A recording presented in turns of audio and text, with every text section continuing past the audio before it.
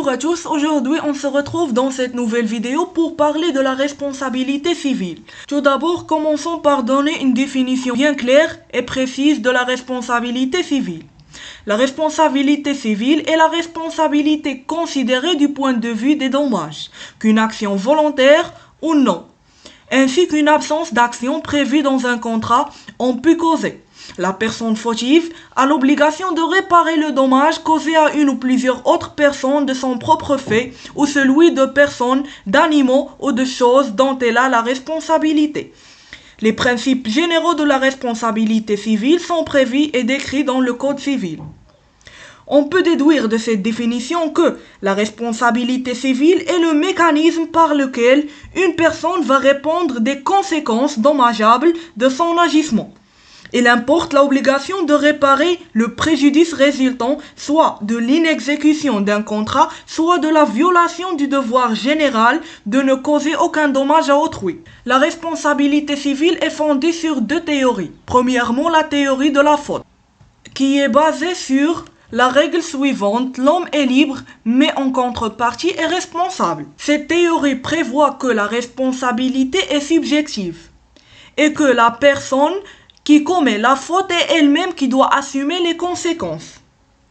La liberté juridique est délimitée par la responsabilité juridique afin d'écarter l'anarchie, et la liberté économique aussi est délimitée par la responsabilité économique afin de moraliser la vie des affaires.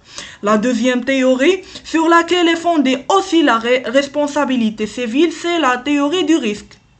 La théorie du risque prévoit que la responsabilité est objective et que la personne qui commet la faute n'est pas elle-même qui assume les conséquences de la dite infraction. Deux raisons expliquent le déclin de la responsabilité subjective et l'essor concomitant de la responsabilité objective fondée sur le risque. Certains tiennent au développement du machinisme, d'autres tenant au développement des assurances. Par exemple, le risque professionnel.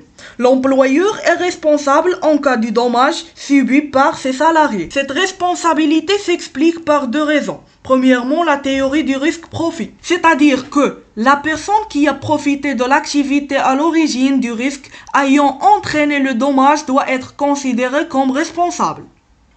La deuxième raison, c'est la théorie du pouvoir. Le chef d'entreprise est responsable car il détient le pouvoir d'empêcher la commission de l'infraction. Passons maintenant à la différence entre la responsabilité civile et la responsabilité pénale. La responsabilité civile est générale, c'est-à-dire qu'elle englobe tout fait qui cause dommage à autrui. Par contre, la responsabilité pénale est spéciale. Elle englobe tout simplement les faits et les peines stipulées dans le code pénal. La responsabilité civile est une responsabilité envers un individu. Par contre, la responsabilité pénale est une responsabilité envers la société.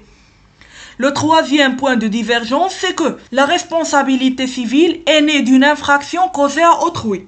Mais la responsabilité pénale est née à cause d'une infraction à l'ordre social. Le quatrième point, c'est que la responsabilité civile est réparatrice, c'est-à-dire qu'elle a le but de réparer par dommages et intérêts.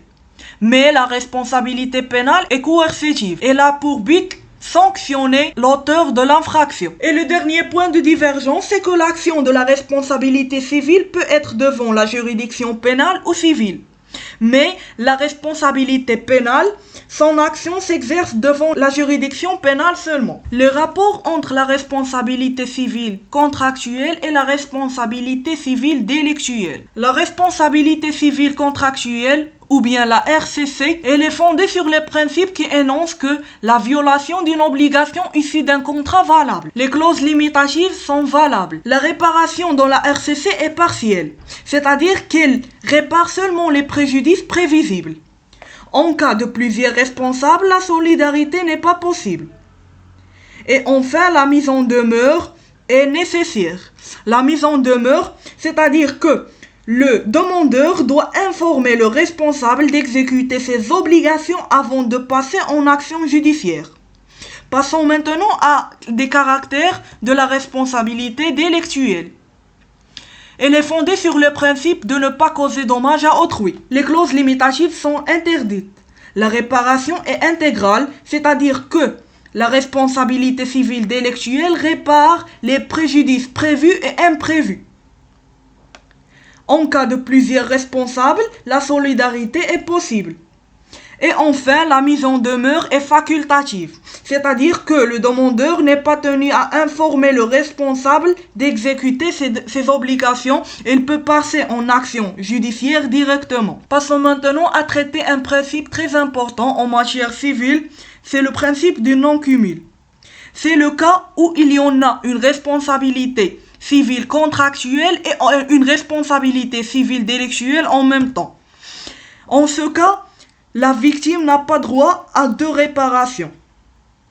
C'est le principe qui énonce que toute responsabilité non contractuelle est délictuelle. Si on a tous les éléments de la RCC et la RCD en même temps, ici la victime n'a droit qu'une réparation contractuelle. Fin de cette vidéo, on se retrouve la vidéo prochaine.